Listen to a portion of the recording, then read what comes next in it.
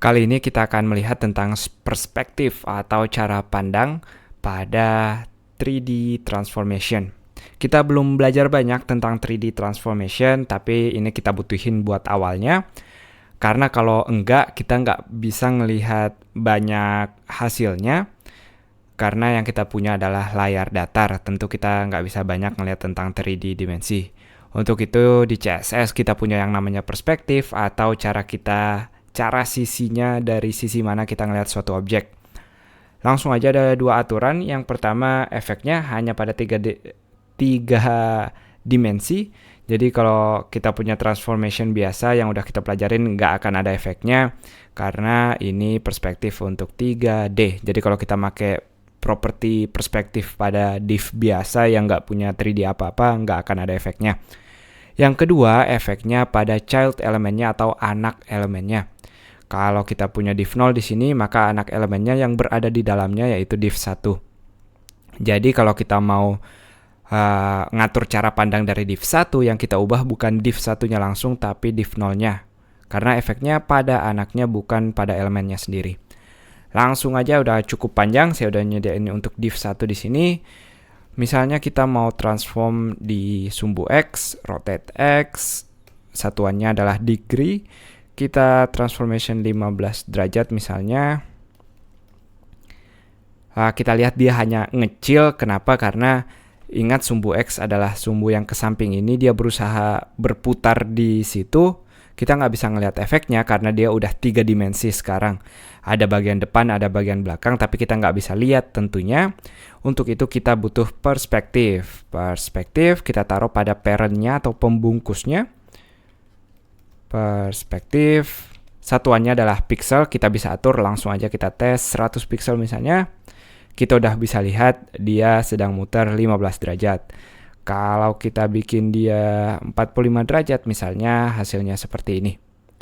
Di perspektif, teman-teman bisa atur sendiri, misalnya kita kasih ekstrim biar lihat perbedaannya 600 pixel.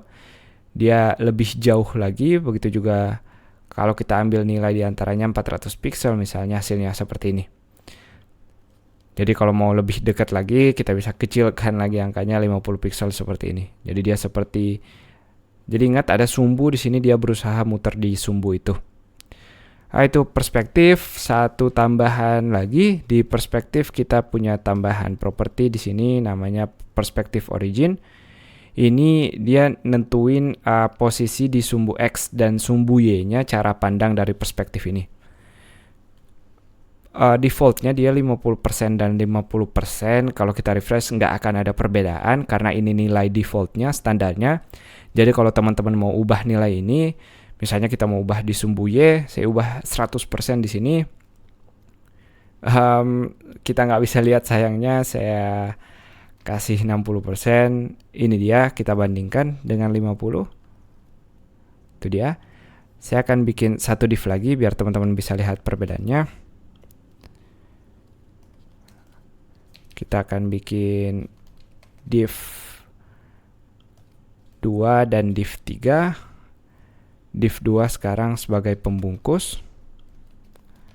Dan div 3 adalah objeknya.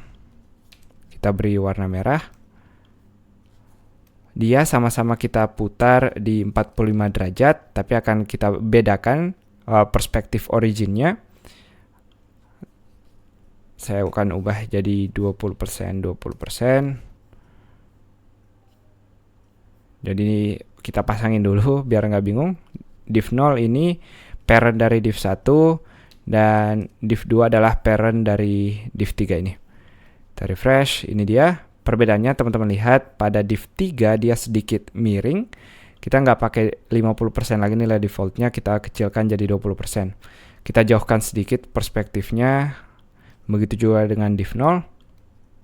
Ini dia hasilnya seperti ini. Jadi kalau kita kecilkan lagi di sini, dia akan lebih miring lagi. Begitu juga dengan bagian ini, kita lebih dari 50% misalnya, hasilnya seperti ini. Itu dia tentang perspektif. Sampai jumpa di bagian berikutnya.